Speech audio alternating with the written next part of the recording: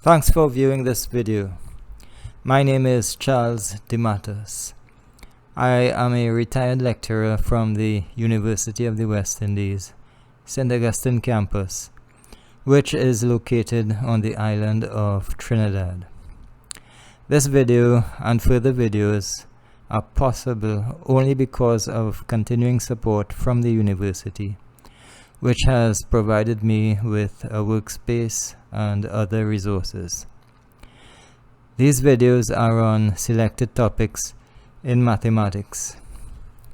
I do not intend to cover any particular syllabus or to prepare you for any particular exam. The aim is to illustrate interesting concepts in mathematics. This video is on Euclid's algorithm. Most people encounter Euclid's algorithm in relation to finding the GCD, greatest common divisor, of two positive integers. But the algorithm goes back to Euclid's elements and involves geometric constructions also.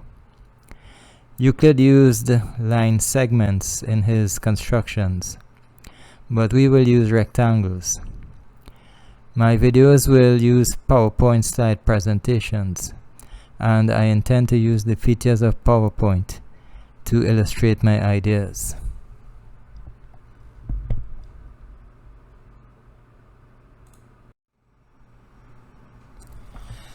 Here we have a rectangle ABCD. What we will try to do is to cover this rectangle completely with squares. First, we introduce a yellow square which fits exactly into the corners at A and D.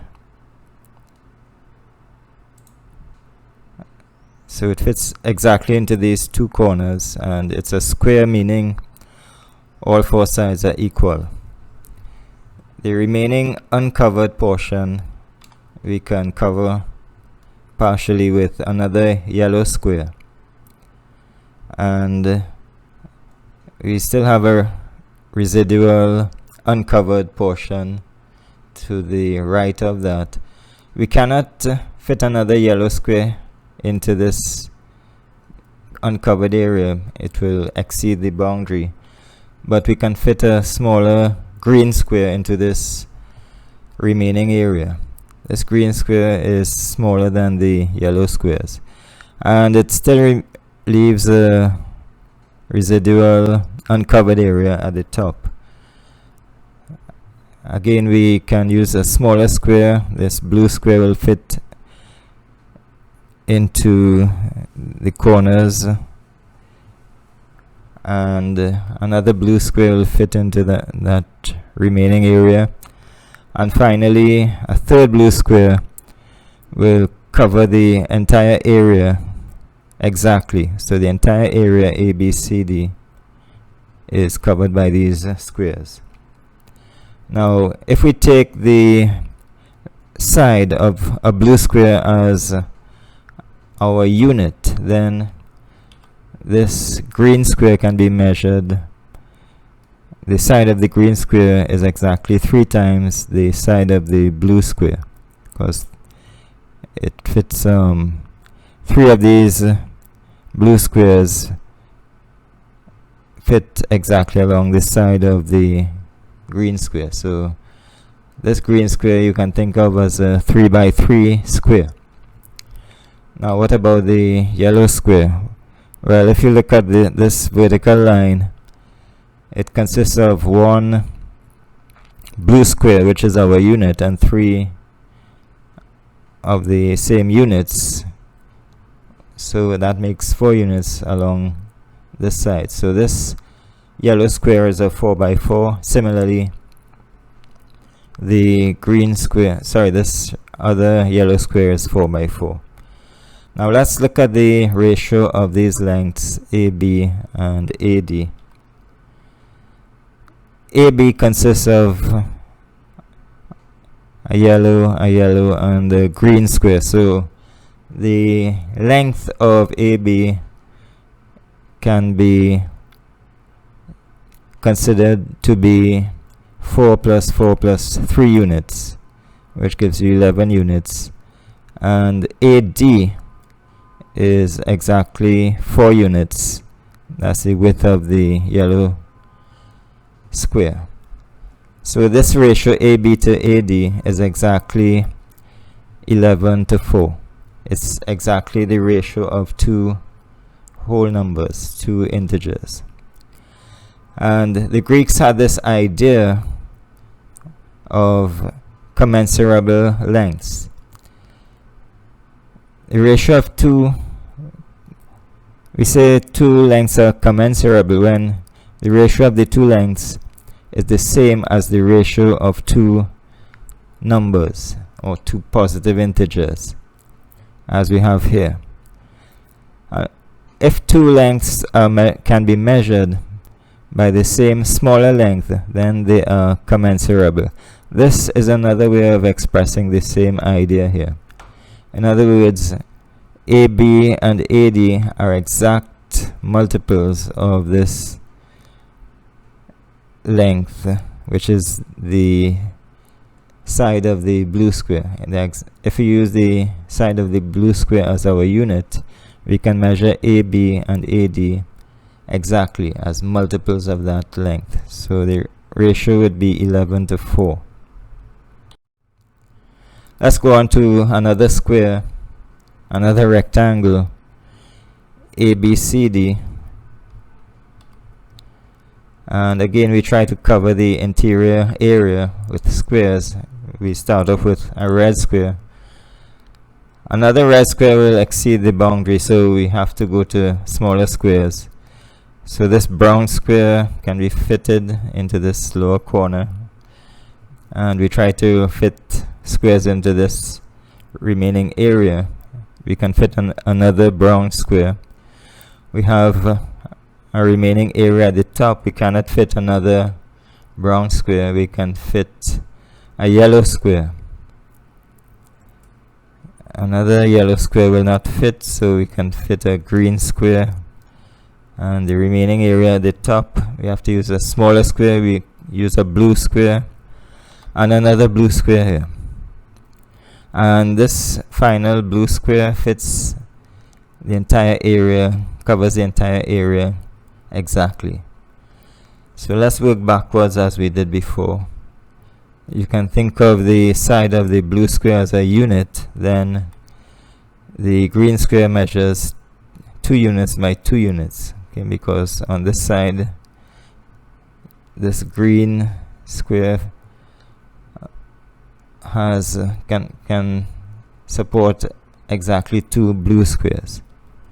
The yellow square is made up of a length of 1 unit plus 2 units, so this is a 3 by 3 square. Now if you look at this line segment here, is made up above it rests a 3 by 3 and a 2 by 2, so the length of this is 5 units. So this brown square is a 5 by 5. Similarly, this brown square is 5 by 5. And what about the red square? You have 5 plus 5 plus 5 units on this side, so each side of the red square is 13 units, measures 13 units. So this is 13 by 13. Again, let's look at the ratio of the sides AB and AD. AB measures 13 units from here to here, plus 5 units. That's the other square, which is 18. AD, of course, is 13 units. So the ratio AB to AD is an exact ratio of 2 whole numbers, 18 over 13, 18 to 13. So again, we see that these lengths AB and AD are commensurable. They are in the exact ratio of 2 whole numbers. Now the process we have just carried out is called Euclid's algorithm. and we've done it with these squares. If the algorithm ends, then the sides are commensurable, as we've illustrated in the two examples we've done here. If the algorithm ends, which means if you can fill in the area exactly with squares, smaller and smaller squares, if this process ends, then you can work backwards as we've done before and calculate the sides of the initial rectangle in terms of the lengths of the sides of the smallest squares. And so if the algorithm ends, the sides are commensurable. And it can be shown that if the sides are commensurable, then the algorithm ends, which is the converse statement to this. Alright, so these are two statements that you can think about. You can think about why this is true. I'm not going to go into all the details, but you can think of these things. The Greeks wrestled with this idea of commensurability. That is, whether two lines are exact multiples of some unit measure. And ultimately, they came to realize that there are lines whose lengths are incommensurable and cannot be expressed as multiples of some common unit. Now, how do we find such lines? Well, we saw from the previous slides that if the algorithm terminates, then the lengths of the sides would be commensurable. Okay, when we're applying the Euclid's algorithm to a rectangle. So if we are looking for lines which are incommensurable, we have to look at cases where the algorithm does not terminate, does not end, in other words. Okay, so in that way we can find lengths of lines which are incommensurable.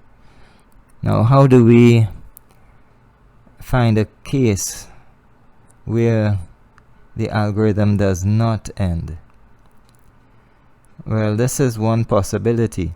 If at two stages of the algorithm the uncovered areas are similar, then the algorithm will not terminate.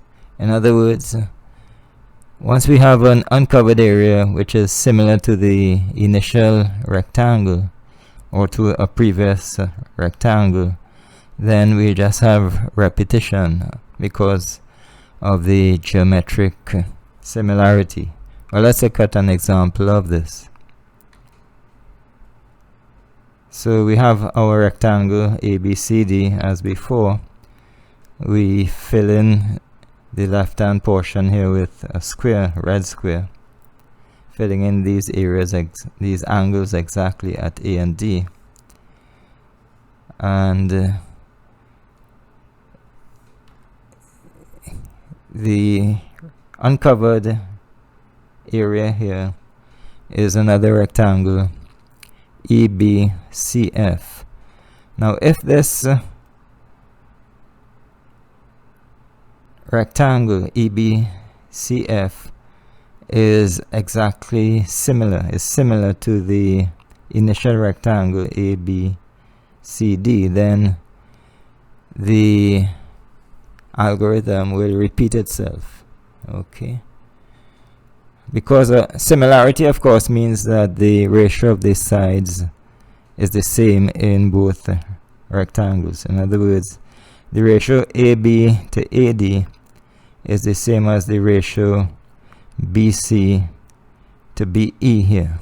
Okay, the ratio of the longer to the shorter sides is the same in each of the rectangles.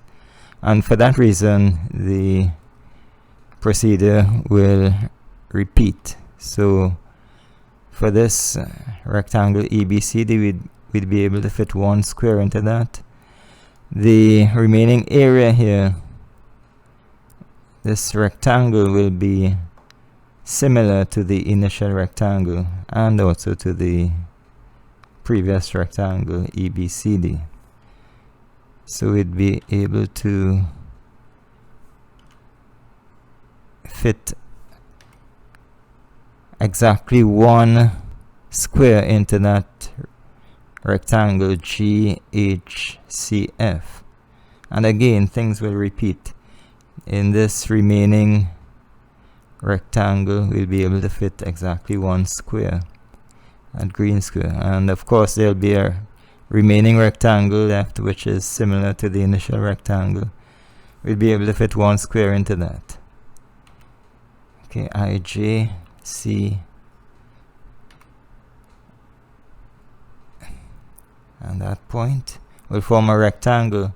So these rectangles, this uncovered area here will be similar to the rectangle ABCD, also similar to the rectangle GHCF. In fact, if you draw a line from A to C, it will go through these points G and I, exactly through those points. Okay, that's because of the similarity of the rectangles. The ratio of these sides, GF to FC, is exactly the ratio of the sides AD to DC. So exactly one straight line goes through these points AGC, and similarly through I. Now let's look at, in this particular example, let's look at these ratios. AB to AD. It's the same as the ratio of EF to EB. In other words, the longer side to the shorter side. Okay, here it's AB to AD, here it's EF to EB. But EF is equal to AD because these are opposite sides of a square. EB, of course, is the difference AB minus AE. Okay, EB would be, sorry, EB will be AB minus AE, but AE is equal to AD, so EB is AB minus AD.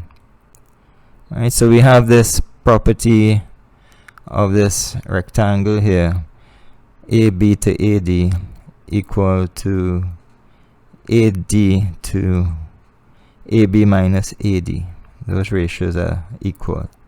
Now I have not discussed how I constructed this particular rectangle such that when you fill the left hand portion here with a square, the remaining portion is similar to the rectangle we had before. I have not explained how to construct that, so we will look at that on the next slide.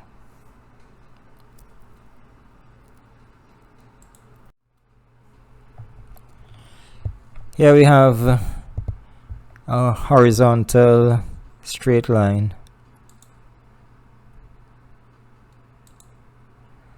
and we have a line segment AD which is perpendicular to the horizontal line.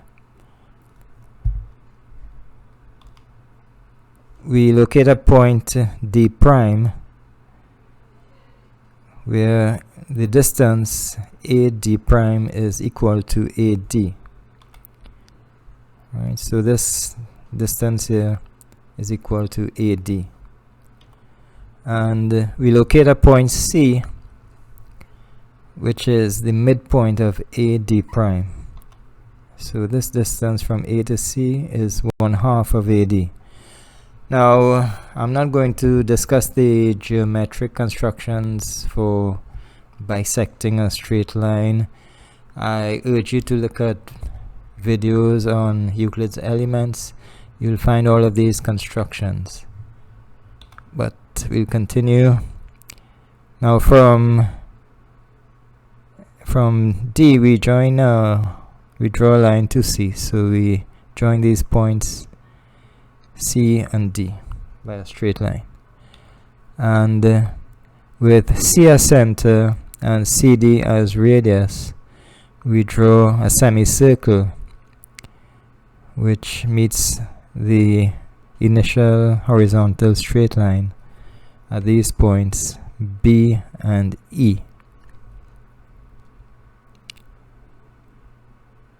Now I'm arguing that this distance from A to E is equal to AB minus AD. Well, the point C is the midpoint of A and D prime. C is also the midpoint of B and E, because both of these lines BC and CE are radii, so these are at equal distance. B and E are at equal distance from C. So these points are symmetric about C. A and D prime are symmetric about C. B and E are symmetric also about C. So this line segment BD prime is equal to AE by symmetry. Now this line segment BD prime is equal to AB minus AD prime. But AD prime is the same as AD, so this line segment BD prime is equal to AB minus AD, and is the same as this line segment, so this is AB minus AD. Okay. Now what we do next is draw lines joining B and D, and also joining B and E. We'll see that these lines meet at an angle, which is the angle in a semicircle. So what we'll do now is remove some of the details here and go to the next. This is the same as the previous slide, just missing some details. We have these yellow lines at right angles to each other, because these lines form an angle in the semicircle. The BD is a diameter, so this is an angle in the semicircle BDE, and therefore it's 90 degrees. Now we will argue that this angle shown in green here is equal to this angle between those two lines, also in green, and this angle shown in red here is equal to this angle in red. Now that's because if you look at the triangle BDE, this green plus this orange or brown add up to 90 degrees. And if you look at this triangle BDA, it's also a right angle triangle, and the smaller angles at B and D also add up to 90 degrees. So this angle is common to both those triangles, so therefore, and the sum of this angle and the other smaller angle is 90 degrees. So these red angles must be equal. Okay, and since these two angles also add up to 90 degrees, this green and this orange, this green and this green must be equal also. So the two greens are equal and the two red angles are equal. Now because of that, we have similar triangles here, BAD and DAE. And we can look at the ratio of the lengths. We can look at the ratio AB to AD. AB to AD here. And okay, so this is the AB is adjacent to the green angle here, and we compare it to this triangle with the same angles and therefore similar. The side AD to AE must be in the same ratio as AB to AD. This is the side adjacent to the green angle to the other side. So you have AB to AD is equal to AD here to this length, AB minus AD. So these two ratios are equal. And this was the same ratio we had 2 slides ago when we were looking at the case where you had repetition in the Euclid's algorithm. When you had a rectangle AB to AD satisfying this relation, satisfying this property that AB to AD is equal to AD to AB minus AD. In that case, we had the repetition where when we filled in with a square on the left hand side, we got a remaining area similar to the initial area.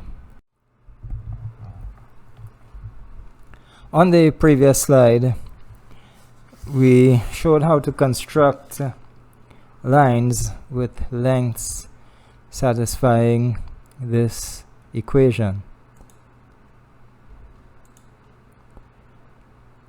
The lengths satisfy this relation.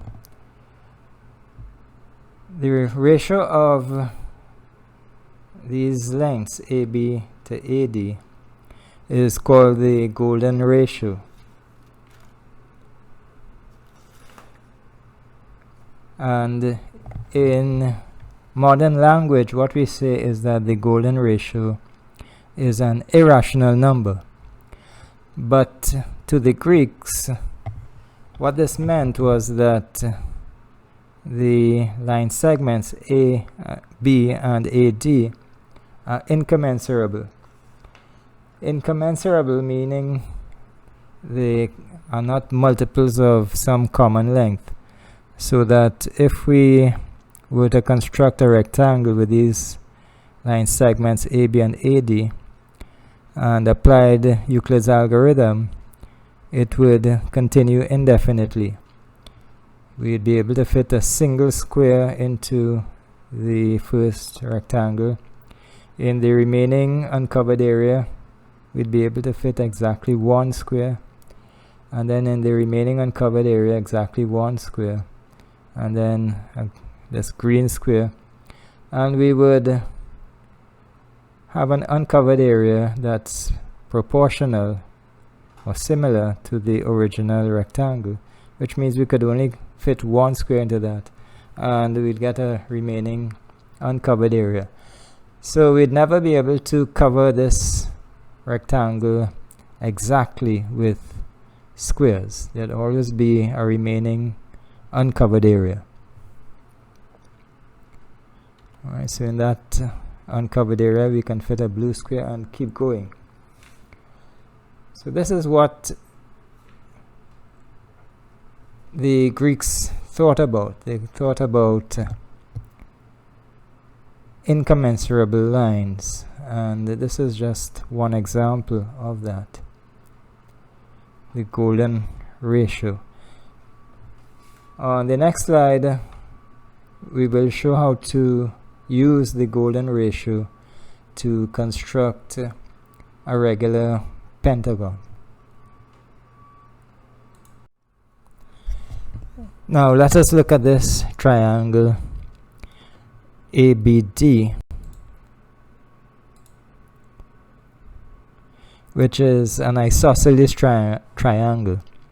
The two angles at the base are equal, and both are twice the angle at the top. So we'll call the angle at the top alpha, and the angles at the base will be twice alpha and twice alpha. It's isosceles, so it means AB and AD are equal. Now what we will do now is bisect the angle at D. We will bisect this angle twice alpha. So the angle will be divided into alpha on one side, alpha on the other side of this line. Where this bisector meets the angle AB, we call that point C. Now, in the larger triangle, you have angles alpha, 2 alpha, and 2 alpha. In this smaller triangle, AB, ADC, you have angles alpha, twice alpha. The remaining angle must be twice alpha also. Okay, because you have two triangles here that share angles alpha and share angles of twice alpha. So the third angle in both of them must be twice alpha. So this triangle ADC is also isosceles because the angle at the base is twice alpha. So these two sides must be equal. Also, this triangle BDC is isosceles. The angles, two angles are equal. So it means that these two sides will be equal. So you have three sides equal here: BC, DC, and DA. These line segments are all equal.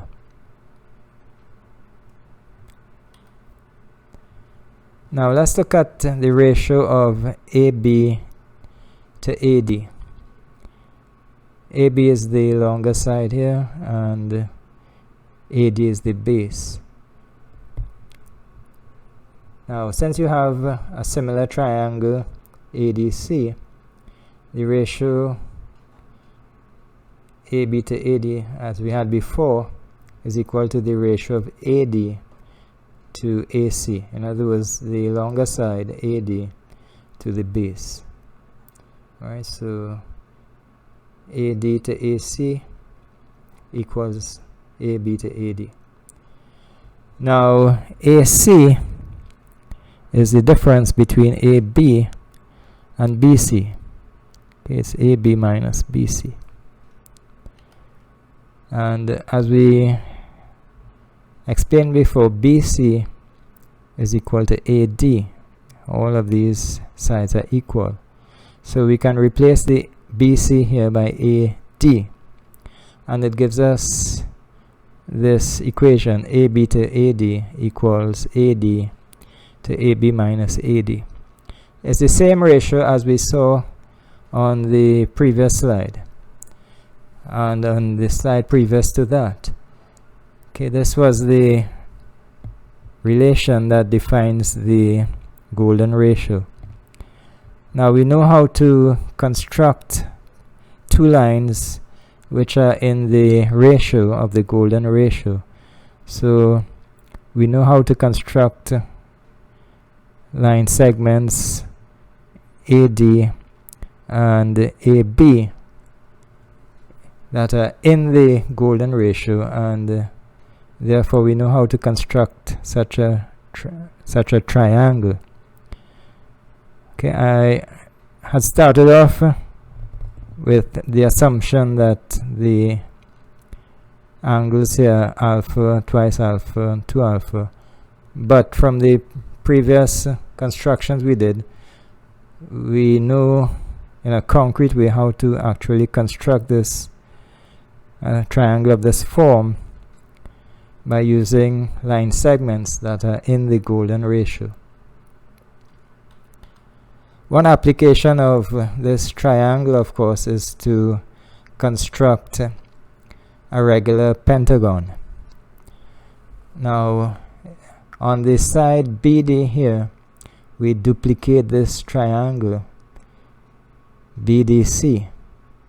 In other words, we can duplicate the triangle where you have lines, this line here being of the same length as BC, this side of the triangle being the same length as DC.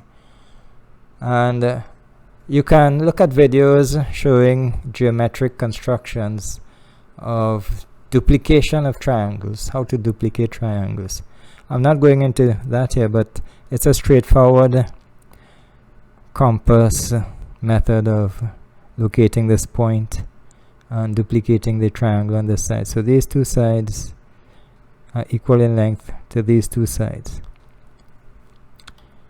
We can do the same thing on this side. On the line segment AB, we can duplicate this triangle also. So from B to this point will have equal length as the other marked edges, as BC, and this side will have equal length to DC. So this is exactly the same triangle here as we had as BDC. So we've duplicated the triangle on this side also. Now it's clear here that the lengths of all of these sides are equal. 1, 2, 3, 4, 5. We have 5 sides that are equal here. So the lengths of all the sides here are equal. Now we want to show that the angles of this figure are all equal also. So let's go to the next slide.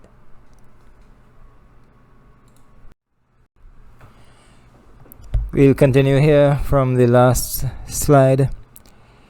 Now the angles in this triangle are alpha twice alpha twice alpha. The sum here is 5 alpha, so 5 alpha will be 180 degrees. Now let's look at the sum of the angles in this triangle. You have alpha here, alpha here. Now the third angle here has to make up 180 degrees.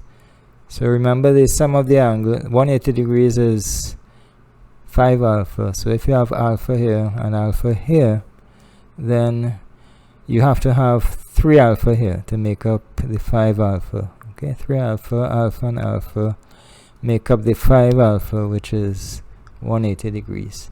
So this angle is 3 alpha, and therefore these other 2 angles are 3 alpha also, because these triangles outside are duplicates of the triangle BDC. Now we will look at these angles.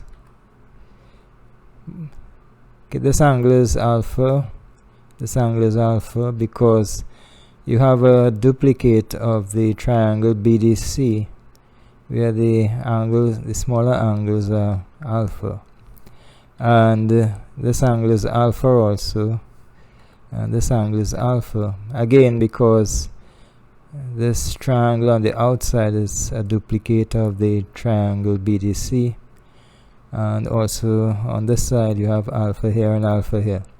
So when you look at it, all of the angles in this figure on the exterior here are 3 alpha. You have 3 alpha, 3 alpha, 3 alpha, 3 alpha, 3 alpha. So this figure is a regular pentagon. We've shown that all the sides are equal, and now we've shown all of the angles are equal. So this is a construction of the regular pentagon. Again, we know the geometric construction that will give us lines in the ratio of the golden ratio, and therefore we can construct the diagonals and the one base based on that ratio, and then construct the entire regular pentagon. Now let's go to this slide where we have a rectangle ABCD, and again we implement the Euclid's algorithm where we have a single square on the left here fitting in exactly at A and D, and only one of these red squares can fit. Another red square will go out of the rectangle, and in this uncovered area we can fit a brown square and another brown square, but we cannot go to a third brown square. In the remaining uncovered area here we can fit one square, and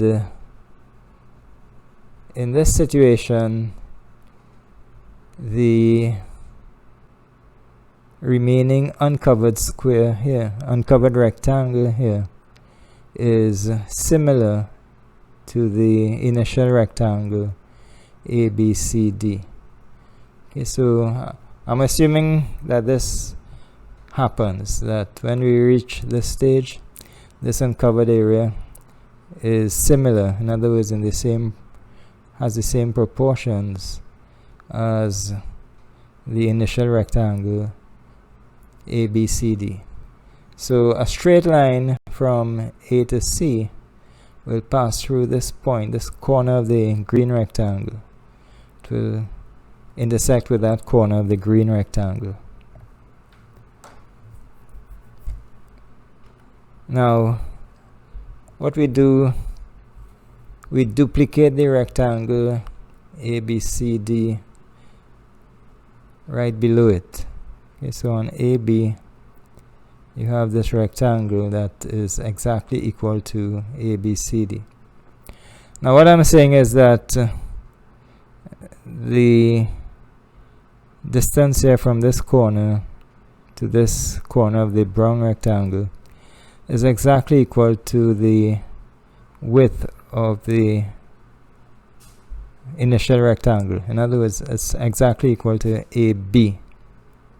In other words, if you rotate this rectangle by 90 degrees, it will, and fit it exactly at this corner, it will also be exactly at this corner here. Okay, now why is that? It's because the distance from A to this point is the same as A to D, so it's exactly, the height here is exactly one red square, and then the distance from here to here is the sum of a red square and a brown square, but the sum of a red square and a brown square is AB. Okay, so this distance from this point to this point is exactly AB. So another rectangle here, rotated by 90 degrees of course, will fit exactly alongside this rectangle and meet at this point and this point. On this slide I've shifted the diagram to the right so we can have more space. As we said before, this rectangle and its rotation through 90 degrees coincide at these vertices here and here. Those points coincide. Now I remove what I did here with this rectangle on the right hand side, and I will duplicate the rectangle ABCD below this copy onto a second copy here. Now what I'm saying is that if you have the rotated rectangle coinciding at this point with this vertex on the lower rectangle, and you put another copy of that rotated rectangle above it, these points will coincide. The bottom of these two rectangles will coincide, and the tops of these two rectangles, this rectangle on the right here and this brown square, those points will coincide also. So the distance from this point to this point is exactly the same as twice the height of this rectangle. Now the height of this rectangle, of course, is equal to AB because it's being rotated. And why is that? It's because the height of this rectangle here is equal to 1 red square. Okay, measuring with the red square here, that's equal to the height of this rectangle, and also the height of this rectangle is 1 red square. So in all, from this point to this point, the distance is 1 red square plus 1 red square plus 2 brown squares. But remember, as we said before, a red square plus a brown square is equal to AB. So 2 red squares plus 2 brown squares will be twice AB. So it's the same as 2 times AB, which is twice the height of these rectangles on the right. So this point and this point will exactly coincide. Now I will extend to the right, to the left, with a copy of this initial rectangle ABCD, and extend again to the left another copy of the initial rectangle. And on top of that, I'm saying I can put 4 of these red squares. Okay, the width of these, the spacing here is the width of the red square, which is the same as the width of this rectangle here. Okay, so I have 4 rectangles here, and these will coincide at this point and at this point where this corner of the green square. Okay, now to see that, what we have to do is to look at the width of this rectangle and the width of this rectangle. Remember, both are equal to AB, which is the width of 1 red square and 1 brown square. So both of these are 1 red square and 1 brown square. So you have a red square, a red square, and a red square. That will give you 3 of the red squares, which is 3 of these horizontal spacings here. Red square, red square, red square. Now, also, each of these consists of a red and a brown. So I have a brown and a brown. And then if I add the green, I get a brown and a brown and a green. Now a brown and a brown and a green add up to the width or the height of another red square. So that gives me a 3rd red square. Alright, so in all I have 4 red squares going from here to here, from this point to this point, equal to the distance from this point to this point, which is made up of a red and a brown, a red and a brown, a red and a green. All of these will be equal. This part of the argument might be a bit confusing, but you just have to go over this a few times and get accustomed to the reasoning here. Now I complete a rectangular grid here by putting in these squares, the copies of the initial rectangle here. So I complete a rectangular grid here. Now all of these are congruent. All of these rectangles are congruent, making up a rectangular grid. So if I extend the line AC, it will go through this grid point and this grid point. It will fit exactly on the diagonals of these rectangles. So let's look at the line from this point to C. It will be exactly the same as this segment from A to C. And what we will do now is look at this ratio AB to AD. Okay, that's the width of this rectangle divided by the height of this rectangle, AB to AD. Now let's look at this line segment from this point to this point. In other words, the bottom corner of this green square. Okay, so from this point to the bottom corner of the green square.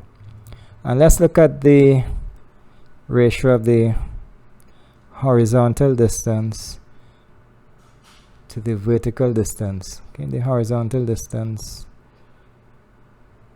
to that vertex divided by the vertical distance to that vertex. The horizontal distance in this direction is measured by 4 of these red squares, which is 4 times AD.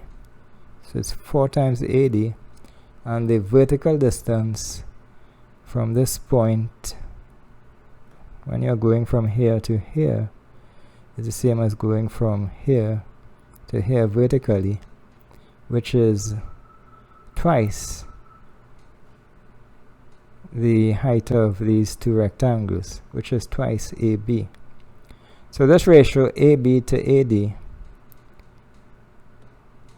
AB to AD, horizontal to vertical, is the same as the ratio of 4AD, which is this distance, to twice AB, which is this vertical distance.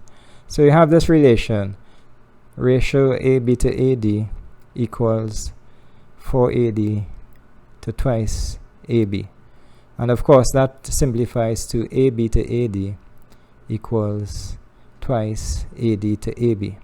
Notice you just have two values here, AB and AD, and you have the reciprocal on this side, AD to AB, multiplied by 2. On the previous slide, we constructed a rectangle where when the algorithm is performed, you get a red square and then 2 brown squares, a green square, and then the remaining area is similar to the original rectangle. And we saw that for such a rectangle, the sides AB and AD satisfy this relation. AB to AD is equal to twice the ratio AD to AB.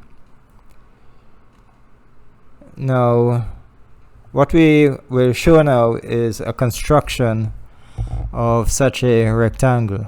In other words, we want to get lines that satisfy that relation. Now, we have 2 points here, A and B, joined by a straight line. We extend that line to a point B prime in such a way that AB prime is half the length of AB. So we can obtain half of the line segment AB by bisecting it and then extend it that length to B prime. Now on the line segment BB prime, we construct a semicircle, and it's a straightforward geometric construction. You obtain the midpoint of BB prime and draw a semicircle with that point as center through B and B prime. Then from A, you draw a line AD that is perpendicular to BB prime, and it meets the semicircle at D. Then we join the points B and D and the points B prime and D by straight lines. Now here again you'll get the angle in a semicircle. This point is on the semicircle, and these are the two diameter. B prime is the diameter of the circle. So this angle here in the semicircle is 90 degrees, or one right angle, as we know from geometry. And as we did on a previous slide, we know that this angle, this green angle, and this green angle are equal angles. Okay, I'm not going to repeat the argument. You can scroll back and just go over that argument. These two angles are equal, and similarly these two red angles are equal by the same argument. Now we can look at the similar figures, the similar triangles BAD and also DAB prime, and corresponding sides of those triangles will be proportional. So we get this ratio AB to AD is equal to AD to AB prime, which is AB over 2. Okay, so it's the side adjacent the green angle to the other side here, and in this triangle the side adjacent to the green angle, that's AD, to the side AB prime, which is AB over 2. And but that gives us an equivalent relation, AB to AD equal to twice AD to AB, which is the same expression that I had at the start of the slide. So this is a construction of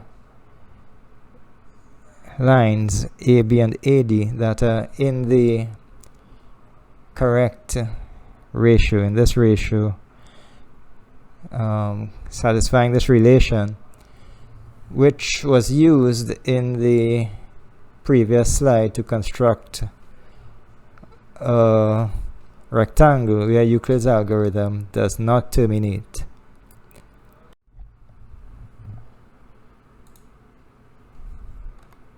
Now on the previous slide we obtained this relation between the sides AB and AD of the rectangle. This ratio AB to AD is twice its reciprocal, AD to AB, and this would lead to this equation if you do cross multiplication. AB to AD squared equal to 2. I've indulged here in some algebra which I've been trying to avoid previously. I've just been using geometric constructions on the previous slides, but here we are using some algebra. And nowadays we make these kinds of statements.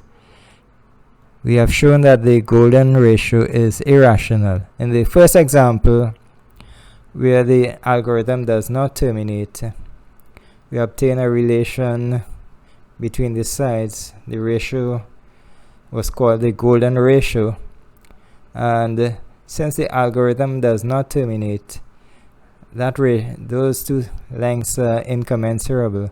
But nowadays we say it in this way. We say that the golden ratio is irrational, and if you take this equation and take the square root, you get the square root of 2 equal to AB over AD. So what we have shown also on the previous slides is that the square root of 2 is irrational. So here when I say irrational, I mean these numbers are irrational numbers. So here I'm expressing the ideas in terms of number, and the Greeks may not have had our idea of rational and irrational numbers, but they certainly had the idea of a ratio and of similar triangles where the corresponding sides are in the same ratio. So they had the idea of a ratio, which translates into our idea of an irrational number. Before going further, I would like to say a little more about the Greek geometry before I finish off. So the ideas I've presented in this presentation go back to Euclid. They are based on the results in Euclid's Elements, and I would encourage you to look at videos on Euclid's Elements so you get an idea of Greek geometry and how it developed. You have a basic set of axioms and postulates, which are sometimes called common notions, and you develop all of the succeeding results based on those axioms, and each result can be proved using the axioms or previous theorems. So I encourage you to look at videos on those topics of Euclid's Elements, and it's very interesting. Traditional mathematics was taught using the Elements as a basic textbook. So mathematics was taught straight from Euclid. Nowadays, geometry is neglected, and it has been superseded by what is called the new mathematics, the new maths. When I was in school, the transition was being made from the old mathematics, which was based on geometry, sometimes directly from Euclid, and the new maths. The new maths is more based on number systems and sets. Something is gained, but also something is lost when you switch from the traditional mathematics based on geometry to the new mathematics, because Euclid gave an axiomatic approach to geometry. In other words, you start with a few basic ideas, a few basic statements, which people generally accept as true, and from that you deduce several books of theorems and more advanced results. So it's this kind of training that is missing from the new maths, as it has been called. This idea of a deductive approach starting from a few basic axioms which are reasonable in some sense, and then from those axioms developing more advanced results called theorems. And the new maths, as I said, is based on number systems and sets. So you learn the number systems like the natural numbers, the irrationals, real numbers, and so on. But these ideas of number systems and sets are introduced in an intuitive way. In other words, we assume students have some kind of idea of what these things are just from their basic intuition. The axiomatic approach is somewhat lost because it's only later on, maybe at university, that students learn that number systems can be developed in an axiomatic way. And also set theory can be developed from certain axioms of sets. So something is lost when we go from geometry based on axioms to the new maths. So this is a rant that I'm giving at the end here because I'm trying to get people to look back at the traditional mathematics which came from Euclid's Elements. And I just want to conclude by saying that my name again is Charles DeMatteis. I am based here at the University of the West Indies in St. Augustine, Trinidad. The country name is of course Trinidad and Tobago, for those of you who are listening outside of this region. And this video, the work that I'm doing, is supported by the university that has provided me a workspace and also facilitated with software and so on. I am using a low-tech approach. I'm basically using the PowerPoint facilities here to do this. I'm not a very high-tech person, but I just want to get across the mathematical ideas to you at this point. So I hope that you will follow my this video, and I will be posting further videos. You can search for it on YouTube.